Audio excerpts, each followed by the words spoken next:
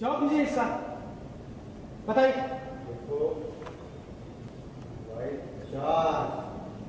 पर आप प्लीज मेरी बात सुनिए। मैं बस, कुछ नहीं सुन रहे, कुछ नहीं सुन रहे मुझे।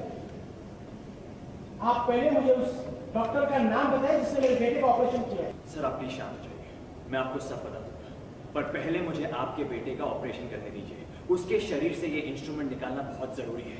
Thank you very much doctor Kabir, लेकिन फिर भी मैं ये जानना चाहूंगा कि किस डॉक्टर से ये गलती हुई है, और इस बात के लिए मैं तहे दिल से माफी मांगता हूँ। मैं नहीं मान सकता डॉक्टर कबीर, क्योंकि मैं आपको पिछले 10 साल से जानता हूँ। आज तक आपसे ऐसी गलती हुई नहीं है, और आप इतने काबिल डॉक्टर हैं कि आपसे ऐसी गलती हुई नहीं सकती।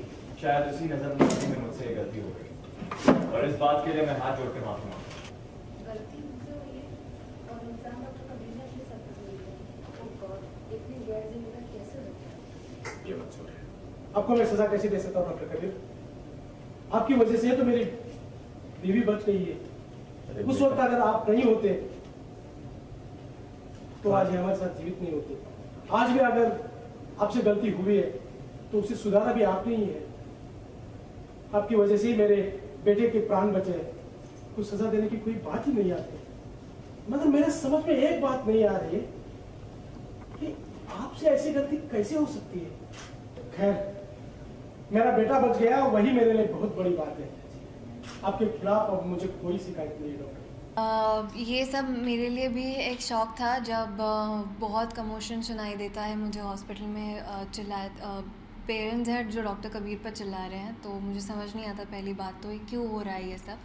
बट बाद में मुझे पता चलता है कि एक्सरे में जब दिखता है कि सर्जिकल इंस्ट्रूमेंट एक पेशेंट के अंदर रह गया है, तो that is a very big thing for a hospital and for a doctor to do it. And तो एग्जैक्टली पता नहीं है कि किसकी वजह से हुआ है।